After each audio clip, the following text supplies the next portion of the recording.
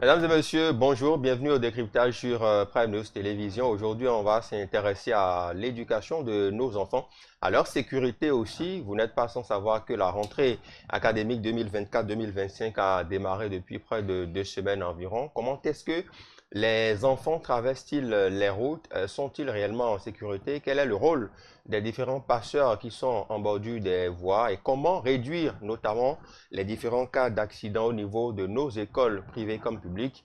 C'est la thématique principale au cœur du décryptage de ce jour avec un spécialiste de la question, Monsieur Josué Owo. Bonjour à vous. Oui, bonjour, monsieur le journaliste. Merci d'être là. Bonne arrivée. Vous êtes socio-anthropologue, chef division contrôle routier, éducation et statistique au niveau de l'ANES du CNSR à Cotonou. C'est bien cela? Merci, exactement. D'accord. Alors déjà, pour entrer dans le vif du sujet, on voit des personnes, hein, des hommes qui sont aux abords de certaines écoles, qui aident les enfants à traverser les rues à l'aller comme au retour. On les appelle des passeurs ou des facilitateurs. Comment pourrait-on les définir déjà? Qu'est-ce qu'un facilitateur? Merci, monsieur le journaliste. Hmm. Et déjà, je voudrais vous féliciter et saluer votre organe de presse Merci. et, et me réjouir de l'intérêt que vous portez aux questions de sécurité routière. Hmm. Et donc, pour revenir à la question, Ouais. le facilitateur, mettons Hmm. en français facile, c'est ce monsieur-là qui est aux abords d'une voie publique, Hmm. et sinon devant une école ou un établissement situé aux abords d'une voie publique et qui aide les apprenants à la traverser. Donc c'est, mettons, Hmm. un guide à l'aide à la traversée. D'accord. On a l'impression que les parents ou les usagers ne s'occupent pas véritablement de cette question-là. On met tous les moyens pour acheter les fournitures scolaires, pour préparer la rentrée et tout. Et une fois que la rentrée a démarré, on laisse les enfants abandonnés à leur sort. Qu'est-ce qui pourrait expliquer cela? Je crois que c'est un très bon constat ce que Hmm. vous avez fait. Et pour renchérir un peu ce constat, Hmm. ça vous dit qu'aujourd'hui, les parents sont même prêts à doter les enfants de motos, Hmm. mais qui oublient, je ne sais pas si c'est une ignorance, d'envoyer l'enfant à l'auto-école. Parce que pour conduire une moto, par exemple, Hmm. il faut avoir, le minimum c'est 16 ans, et il faut avoir le permis A1 ou A2. Tout à fait. Mais les parents se permettent de débourser 500, Hmm. 600, 700 000 pour une moto, mais ne veulent pas, je veux le dire ça comme ça, je veux me tromper, Hmm. ne veulent pas sortir même 100 000 francs pour faire le permis. Vous voyez, donc, c'est un peu pour dire que malheureusement pour nous, consciemment ou inconsciemment, les parents n'ont vraiment pas encore conscience de l'enjeu de la sécurité routière et Tout à partant fait. de la sécurité des enfants. Des enfants.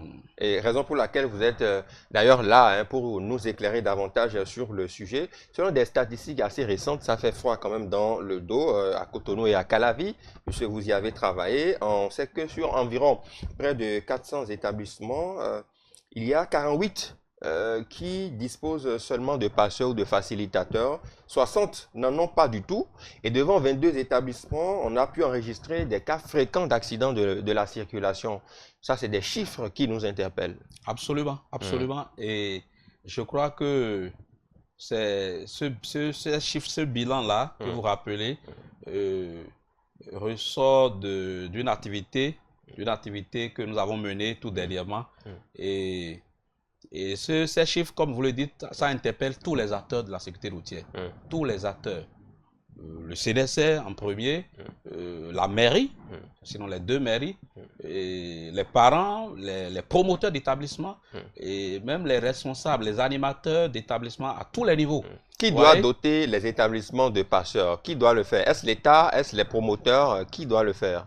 A priori, je dirais les promoteurs. A D'accord. priori, je dirais les promoteurs. Hum. Mais bon, on vous dira que, par exemple, la mairie peut accompagner. Hum. Parce que dans cette campagne-là, nous avons un retour. Les gens nous ont dit, mais écoutez, nous, on n'a pas les moyens. Je veux parler des établissements publics, par exemple. Hum. Nous, on n'a pas les moyens pour recruter un passeur. Hum.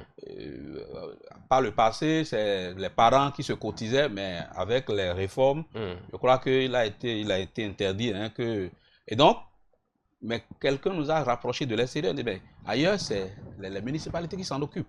Et donc, moi, je crois qu'à la fin de cette activité-là, avec la hiérarchie, nous sommes en train de réfléchir comment redynamiser, relancer le partenariat qu'il y a entre le CNSR et la mairie de Cotonou, par exemple, et demander quand même que la mairie nous accompagne dans cette activité-là. Dans cette activité-là. Parce que le problème qui se pose beaucoup plus, c'est la rémunération, le traitement qu'il faut à ces messieurs-là. D'accord. C'est un peu ça. Monsieur Josué Wowo, on sait que il y a des images quand ça circule dans la ville de Cotonou. Non seulement ça fait froid dans le dos, mais on a peur quand on est en circulation. Si vous êtes à moto ou dans votre voiture, il y a de petits enfants, 5-6 ans, qui sont abandonnés à eux-mêmes, 16h, 17h, qui veulent traverser, et qui traversent la voie n'importe comment, sans accompagnement d'une personne majeure et tout. Et si vous ne freinez pas vite, vous risquez de les ramasser. Et ça arrive fréquemment sur nos voies. À quel point leur vie est entre griffes banalisée, livrée à eux-mêmes. Que faire dans de cas pareils? Bon, moi déjà, je vais interpeller les parents. Parce que quoi qu'on dise, l'enfant va et revient aux parents. Et donc, c'est au-delà de même de CNSR, de sécurité routière, je veux dire, ça dénote de la responsabilité des parents. Je ne veux pas parler de démission, mais comme vous le dites, le constat est frappant. Bon, c'est comme on livre les enfants, quoi. On les livre, donc qu'à aller se débrouiller, revenir. Donc, moi, je crois que c'est l'occasion pour appeler les parents, une fois encore, à leur responsabilité. Parce qu'on a beau envoyer l'enfant à l'école, on a beau... Mais l'enfant nous revient. Vous voyez, donc c'est beaucoup plus les parents. D'accord. Il y a aussi à ce niveau-là, les enseignants aussi dans les salles de classe, les établissements publics comme privés aussi, avec qui vous savez aussi à échanger pour leur expliquer le bien fondé de tout ceci. Comment ça se passe? Bon, il faut dire que par rapport à l'activité ou à la campagne que nous sommes en train de finir, nous avons justement inscrit en un gros point, mettons l'encadrement même de ces enseignants-là. Parce que nous nous sommes dit, mais les enseignants sont beaucoup plus avec les apprenants. Nous sommes CNSR, nous sommes passagers. Mais l'enseignant, au quotidien, est en contact avec l'apprenant. Donc, nous avons... L'apprenant passe la plupart du temps à l'école avec l'enseignant. Merci. Donc, nous avons profité de cette activité pour parler au personnel enseignant. Nous sommes allés dans des établissements où on a eu la chance de rencontrer le personnel enseignant et de les sensibiliser, ouais, de les mettre devant leurs responsabilités. Parce que, quoi qu'on dise, quand l'enfant est dans vos mains, c'est votre responsabilité aussi à engager. Donc, nous avons échangé avec eux, et nous espérons que, après notre passage, je crois qu'ils seront nos relais dans les salles de classe, en situation de classe, pour quelques conseils aux enfants. Il y a certains enseignants ou certains établissements au niveau desquels on voit, même à la tombée de la nuit, des enfants qui attendent leurs parents parce que les parents, par souci de sécurité, demandent aux enfants, attendez-nous devant l'école. Les enfants attendent jusqu'à la fermeture du portail de l'école et on les voit aller libres ou bien sous l'arbre à palabre devant les établissements jusqu'à 22h, 23h, le temps que les parents quittent le boulot et viennent les récupérer. Est-ce qu'il n'y a peut-être pas un moyen pour régler cette situation de concert avec les enseignants?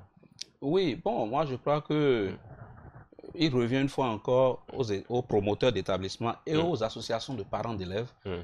Comme vous le dites, c'est de trouver la formule, de trouver quand même la formule pour la sécurité déjà publique de ces enfants-là. Parce qu'au-delà de sécurité routière, il y a d'abord une question de sécurité publique. La dernière fois, je vais donner un exemple qui m'est arrivé personnellement où on confie l'enfant au taxi-moto, même aux immédiats. Mais le taximène qui a plusieurs contrats, c'est-à-dire qu'il est en contrat avec vous, il est en contrat avec quelqu'un d'autre, et il fait de la switchage. C'est-à-dire il vient chercher moi, mon enfant, il cherche votre enfant, et il fait ce tout. Mais le jour où moi j'ai constaté, j'ai découvert ça, mais j'étais tombé des nuits. Ouais, donc, au-delà même de sécurité routière, c'est de la sécurité publique il s'agit. Donc, il va revenir, une fois encore, comme je l'ai dit tout à l'heure, au CNSR, à la mairie et aux promoteurs d'établissement de s'asseoir et de définir véritablement un cadre pour vraiment appréhender le sujet et trouver des solutions. D'accord. Alors, qui peut être facilitateur dans ce cadre-là? Puisque nos enfants vont et viennent, c'est vrai, ils vont à l'école, ils reviennent à la maison, vous l'avez dit. Qui peut être facilitateur? Quels sont les critères pour aider les enfants à traverser la voie? Parce que nous, en tant qu'observateurs, on peut estimer que c'est assez facile juste traverser la voie. Mais on sait que sur la voie, il y a assez de choses, des motos, des voitures, des gros porteurs, toute personne qui y passe. Quels sont les critères réels pour l'être? Merci pour la question. Je crois que vous l'avez dit. A priori, on trouve ça facile, mais la route a un langage. La route a un règlement, je dis règlement intérieur, je veux dire le code de la route. Et donc, même la traversée de la route obéit à des règlements. Et donc, le facilitateur doit être quelqu'un de formé. Le facilitateur, pour moi, physiquement, doit répondre. Vous voyez, doit être d'un certain âge, je veux dire. Vous voyez, pas peut-être un fatigué, un croulant, mais quelqu'un physiquement qui est bien bâti. Et si moi, il m'était donné, avant de recruter un facilitateur, c'est que on va passer au moins un test physique. Un test physique. Comme ça se passe à la police ou par rapport à la police municipale. Et donc, physiquement, il doit répondre. Quand je dis physiquement, il faut déjà voir l'âge du facilitateur et au-delà de tout, être formé. C'est surtout ça qui compte. Formé, équipé. Donc, pour moi, le facilitateur, mettons, c'est même un métier. On peut en faire un métier. Si c'est bien rémunéré, c'est un métier. Certains banalisent ça. On estime que... Il peut nourrir son homme. Ouais, donc, on estime que ça ne nourrit pas vraiment son homme. Si c'est bien organisé. C'est juste un passe-temps et tout. Si c'est très bien organisé, parce que sur 9 mois, imaginez que, bon, qu'on recrute un facilitateur, qu'on lui paye le SMIC tout au moins, sur 9 mois, c'est pas négligeable. Et Dieu sait qu'il y a des établissements très sérieux qui en ont jusqu'à 2, 3 et qui tiennent sur les 12 mois.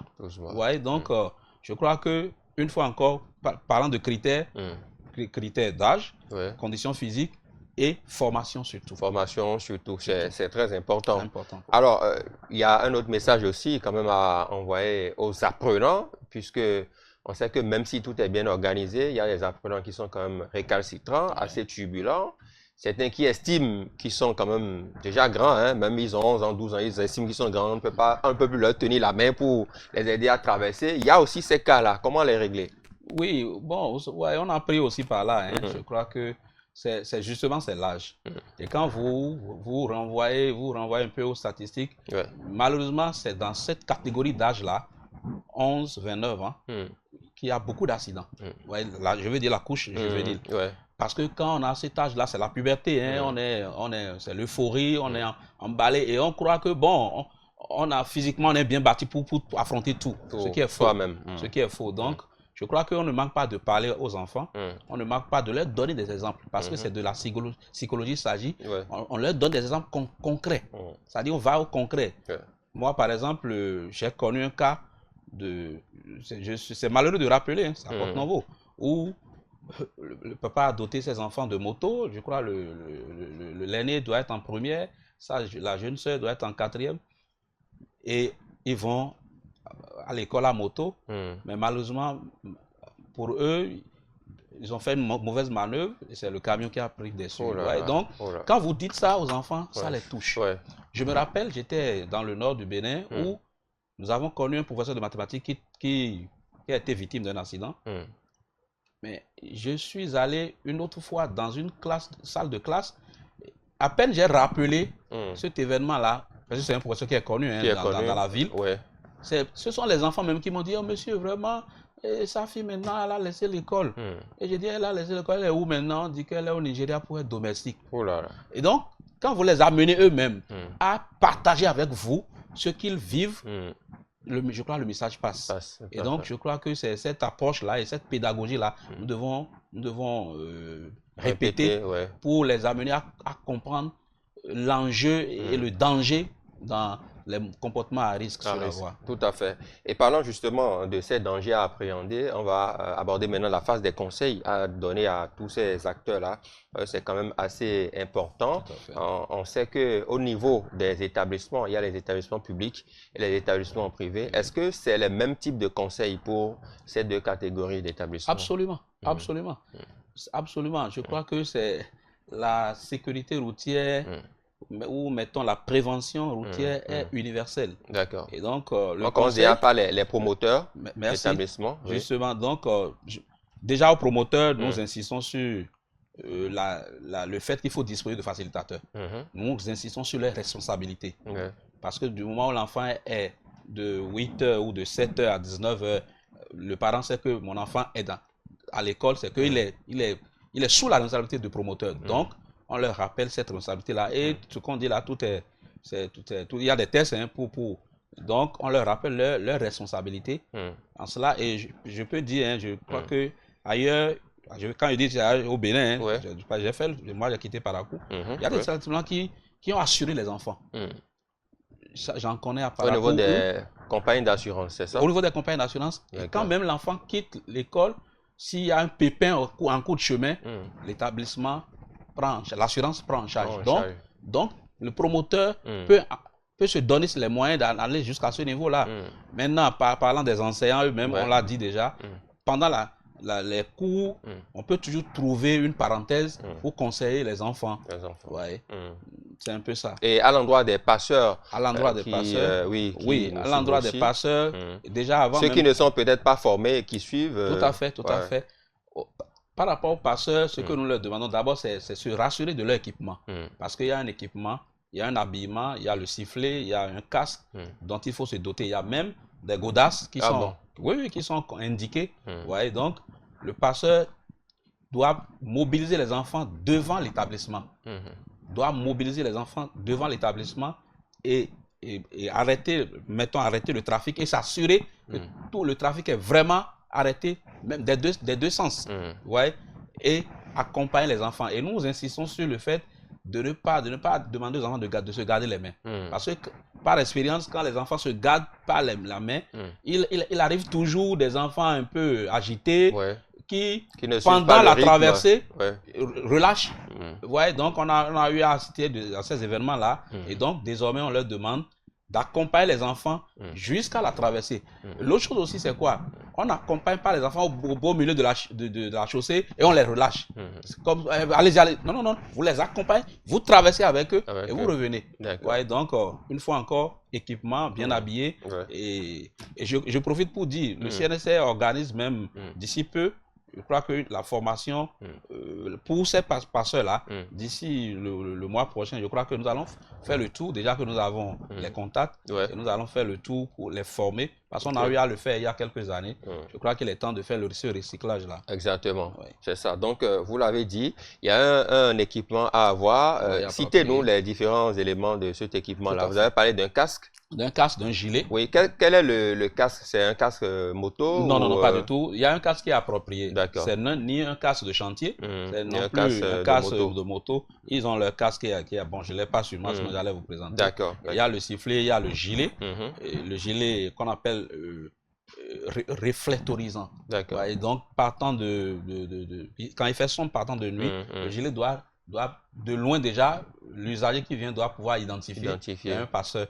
Et puis il y a des godasses aussi qui sont appropriées par rapport à ça. C'est assez édifiant de parcourir cette thématique avec vous, puisque la rentrée académique, on le rappelle une fois encore, a démarré depuis 2 semaines environ. Et dès que ça commence, les parents estiment déjà que tout est fait, tout est réglé. Ils ont payé tous les frais, rempli toutes les formalités. Donc, on ne se soucie plus du reste, alors que les enfants doivent aller et revenir pendant 8 à 9 mois. C'est beaucoup, il faut se préoccuper de leur sécurité. Monsieur Josué Wowo, merci beaucoup. Merci, c'est moi. Quel message vous avez à l'endroit de ceux qui nous suivent en un mot, parents d'élèves, apprenants et tout ça, en quelques secondes? En un mot, je vais dire que la sécurité routière, c'est l'affaire de tous. Que chacun s'y mette, chacun met du sien. Je crois que nous allons passer une très bonne année scolaire. Merci beaucoup à vous, Josué Wowo, socio-anthropologue. Vous êtes chef division contrôle routier, éducation et statistique au niveau de l'annexe. Voilà, CNSR de Cotonou. Merci à toutes les équipes en régie autour de cette émission. À demain.